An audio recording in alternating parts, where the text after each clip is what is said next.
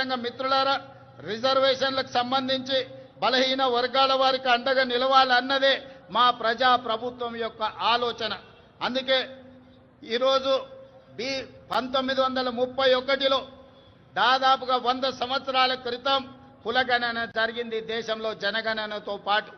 మళ్ళీ 2024-25లో ప్రజా ప్రభుత్వం 100 సంవత్సరాల తర్వాత ఈ దేశంలోనే మొట్టమొదటి రాష్ట్రంగా జనగణనతో పాటు కులగణన లెక్కలు తీసి ఈనాడు 100 సంవత్సరాల సుదీర్ఘమైన సమస్యకు ఈరోజు శాశ్వత పరిష్కారం చూపించింది. ఈరోజు ఈ లెక్కలు తీయడం ద్వారా వాస్తవంగా ఉన్న 56.36% ఉన్న బలహీన వర్గాల లెక్కలు తీసి వాళ్లకు 42% రిజర్వేషన్లు, విద్య, ఉద్యోగ, రాజకీయ అవకాశాలు కల్పించాలని ఈనాడు తెలంగాణ ప్రభుత్వం ఈ చర్యలతో ముందుకు వెళుతుంది. ఈరోజు తెలంగాణ రాష్ట్ర ప్రభుత్వం తీసుకున్న ఈ విప్లవాత్మకమైన నిర్ణయం వల్ల కేంద్ర ప్రభుత్వం కూడా రాబోయే జనగణనలో కులగణన చేపట్టాలని నిర్ణయం తీసుకున్నది. తెలంగాణ రాష్ట్రం దేశానికి ఆదర్శంగా నిలబడి కులగణన చేసిందని చెప్పడానికి నేను చాలా సంతోషిస్తున్నాను.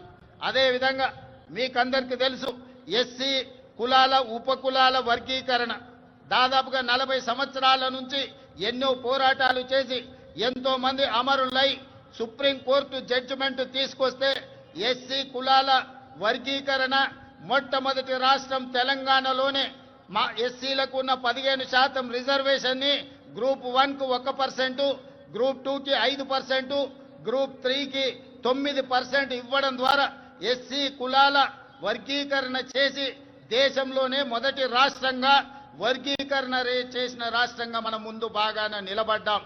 అంటే ఈనాడు తెలంగాణ ప్రజా ప్రభుత్వం బలహీన వర్గాలకు, ఎస్సీలకు సంబంధించిన ఎంతో దీర్ఘకాలికంగా సమస్యలుగా ఉన్న వాటిని శాశ్వత పరిష్కారం చూపించడం ద్వారా ఇతర రాష్ట్రాలకు, దేశానికి ఆదర్శంగా నిలబడ్డామని చెప్పడానికి నేను గర్వపడుతున్నాను.